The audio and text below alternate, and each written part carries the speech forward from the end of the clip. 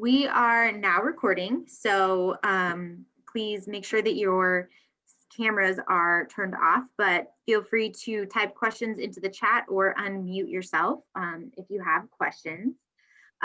Welcome to the Class of 2022 College Bound Scholarship presentation. We are going to be going over everything that you need to know about being a College Bound Scholarship student.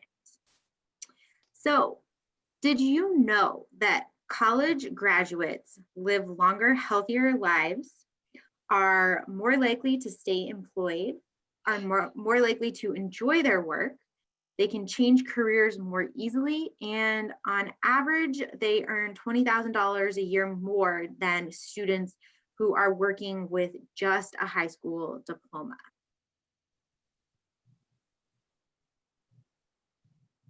Is this you, Mrs. Shelley, or is this still me? Oh, no, this is me. So what is the College Bound Scholarship and what does it cover? When we hear College Bound, oftentimes we think of it's 4-year, but there are a lot of different programs, and we'll go into that a little bit later on, but they're not just 4-year college programs. So you signed up in 7th or 8th grade. It is a guarantee from the state of Washington to help pay for college tuition and give you a small book allowance. And Ms. Rippey will talk about that in more detail in a minute. So what do you need to do? You need to graduate from a Washington State high school with a cumulative GPA of 2.0 or higher. Now, a 2.0 is just a solid C average. And because it's a Washington State program, if you should have to move out of our area, but you stay in Washington, you can still access this. You need to make sure that you have no felony convictions. Now, some of you will laugh at that, but I have had students who lost their College Bound Scholarship because they did get in trouble with the law. So be careful about that. You'll need to make sure in October of your senior year to apply for financial aid by completing one of these two applications. The FAFSA, which stands for Free Application for Federal Student Aid, or the WAFSA, which stands for the Washington Application for State Financial Aid.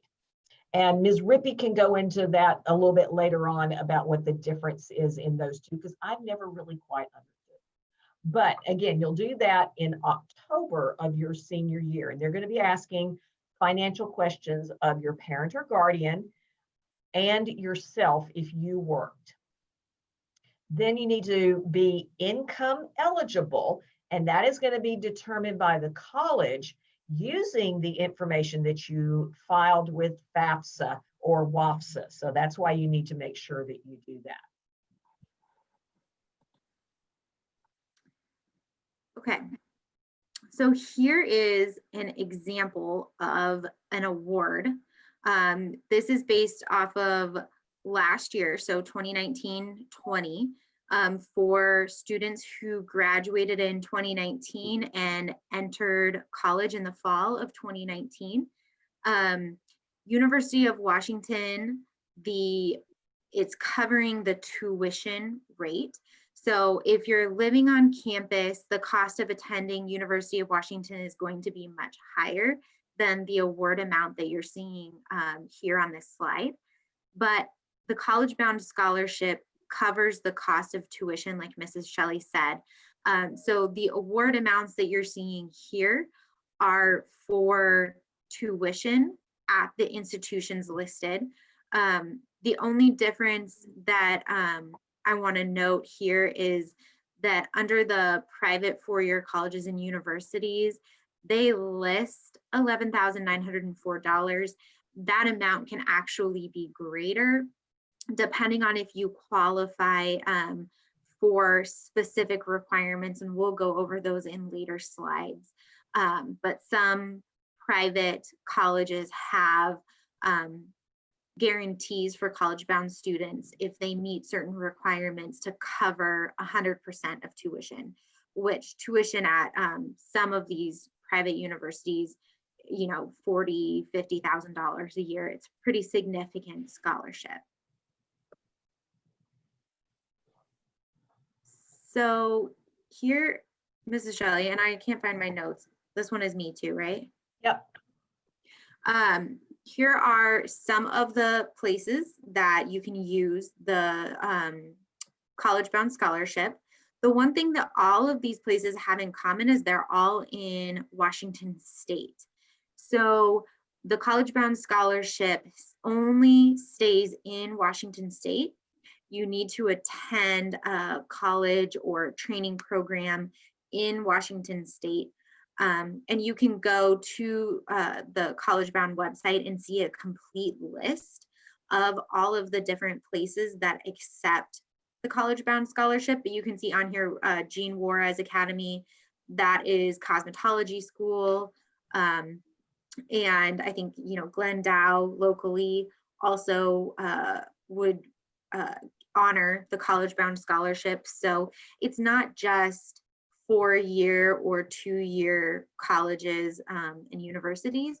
There are also technical training programs that honor the College Bound Scholarship. So if you're not 100% sold on going into a degree, you're thinking more of seeking certification, technical certification or training, there are definitely programs that accept the College Bound Scholarship. Okay, so some of the colleges in Washington State have really stepped up their game, and they are providing full scholarships for college-bound scholars who do a little bit better with their studies and have a minimum GPA that the college itself will set. And you'll notice that these GPAs are higher than the minimum GPA that's required by College Bound. So we've got the Whitworth Bound Promise, the 253 PLU, that's Pacific Lutheran University Bound Scholarship, and we have the Seattle U Bound Scholarship. So you can see that this is a pretty extensive amount of money. We're talking into, in the $40,000 range per year. And that would buy a really nice car. So make sure that if you have an interest in going to these colleges, or if you're interested in studying some of the programs that are available at these colleges, and you meet these GPA requirements, take a really close look at these colleges, because you could make you could save a lot of money by taking advantage of these scholarships. And one college that's not mentioned on here because they don't have a specific College Bound Scholarship, but Gonzaga will recognize the College Bound Scholarship through grants for certain students that meet GPA requirements. I believe it's a 3.5, but it's not technically considered a College Bound Scholarship. Okay, so what does this mean for you, especially now as a junior? It's really time, if you haven't already, and knowing those of you who are in this meeting right now, you're taking school seriously. So continue to take school seriously. Keep up on your grades, keep up on your assignments, meet with teachers if you have any questions, access your resources. Your counselors are great resources for study skills or test taking skills. Even things like self-care and organization, which can really go a long way in helping you be successful in class. Make sure that you're meeting with your teachers. They have office hours, even though we're virtual. So if you have any questions or concerns, you're not sure about something, go into their virtual meetings during those times and really ask them and get their support. They're the ones who are going to know best about how to study for their classes. Make sure that you're keeping track of your grades and assignments on PowerSchool. And if you'll excuse the pun, PowerSchool is a very powerful tool for you to use. Lots of great information there. Use Zello to explore yourself and your skills and talents and interests and all, and how those things can connect with the career. And then you can explore the career itself to see where are the different places that you could work in this career? What kind of money is this career going to make? Is it growing or not? And then what kind of training do you need, and where can you get that training?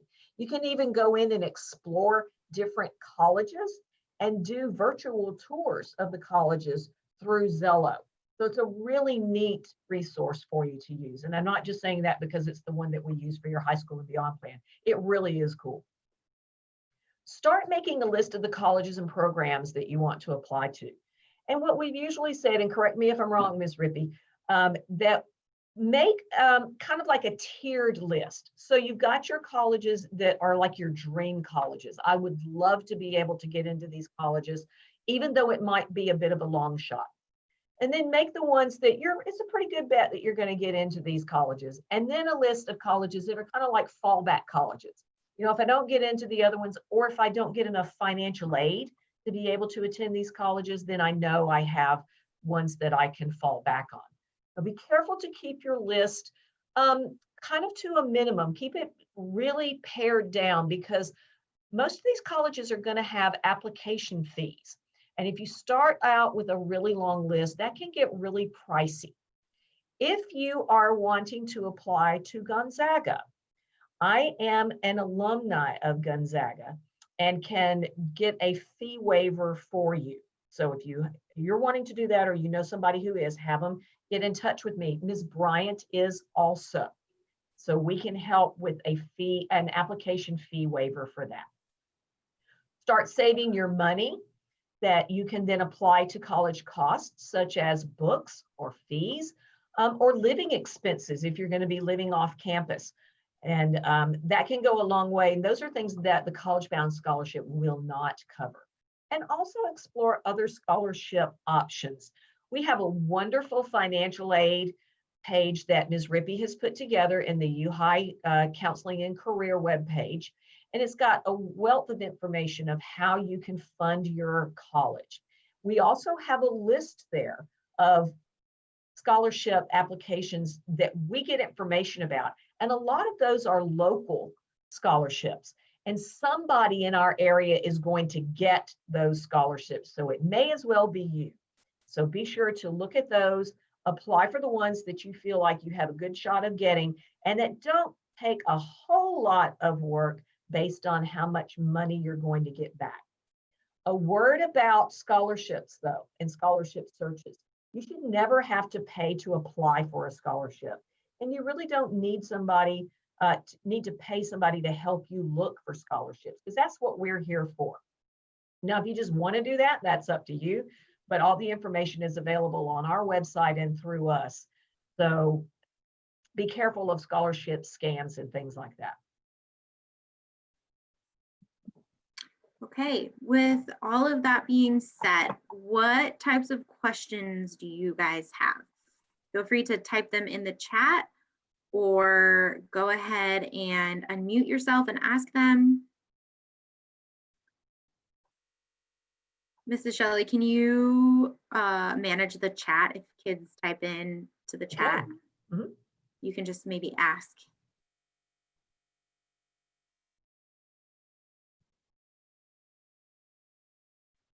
Give a couple of minutes.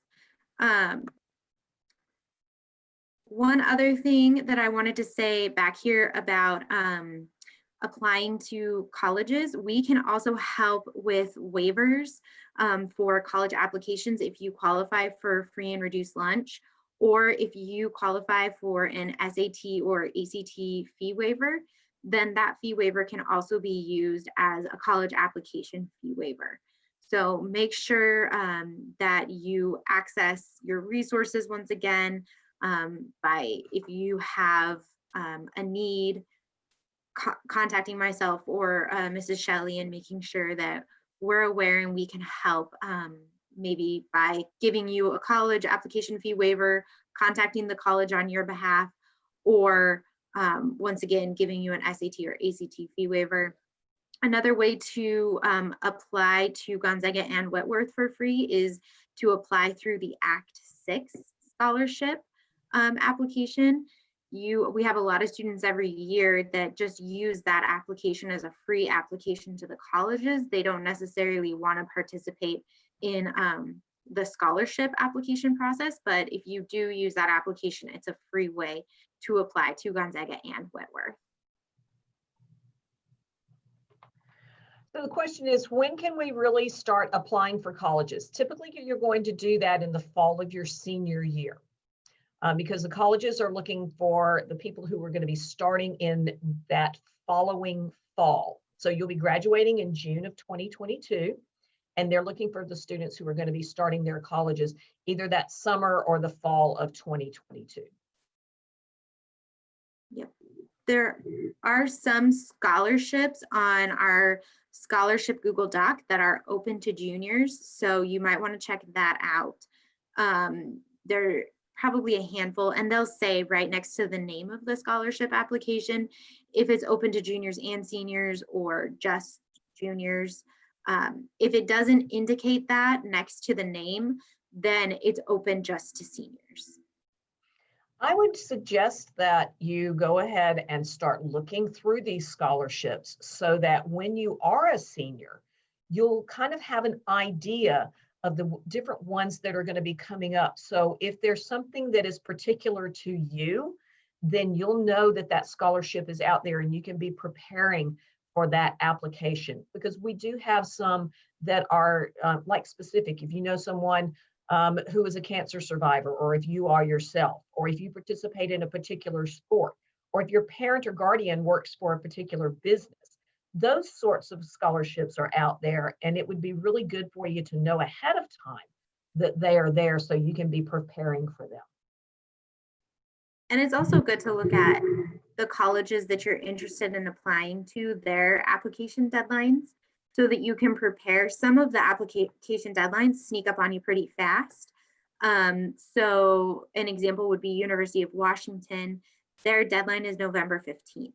So if you know that now as a junior, you can be prepared senior year, maybe at the end of junior year, you start to kind of compile letters of recommendation, figure out who you're going to ask for certain documents, get those things rolling, so that when the applications open up August or September of your senior year, so it would be August or September of 2021, those applications are going to open for you.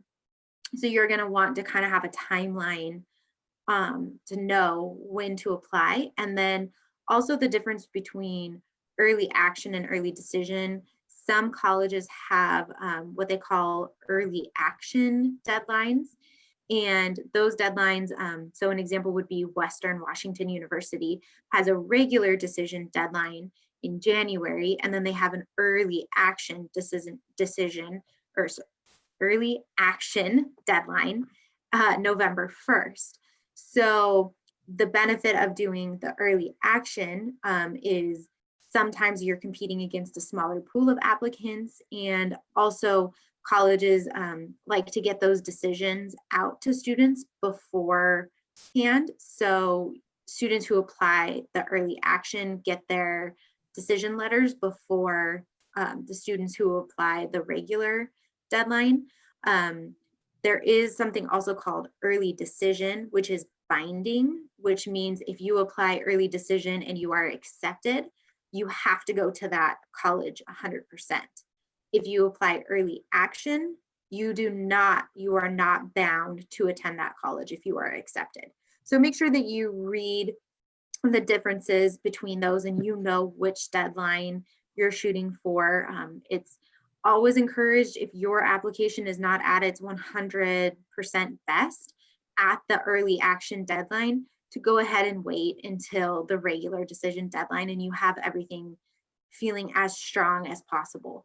So just make sure that you're aware of those things. And once again, that you're accessing resources, English teachers to review essays, counselors, other mentors that you may have to just kind of give you feedback and give you, the support that you need.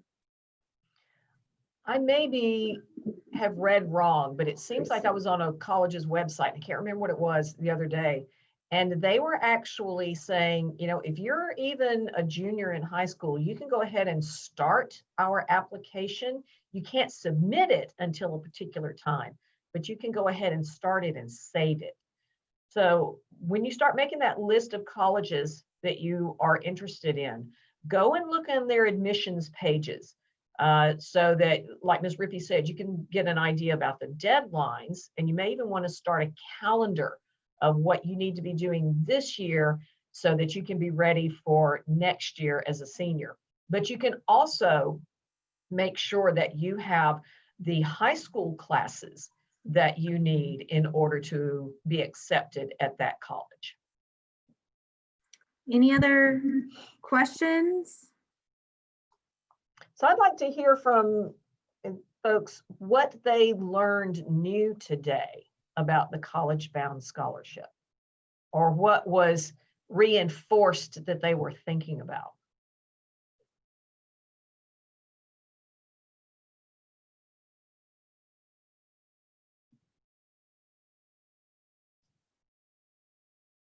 Did you learn anything new?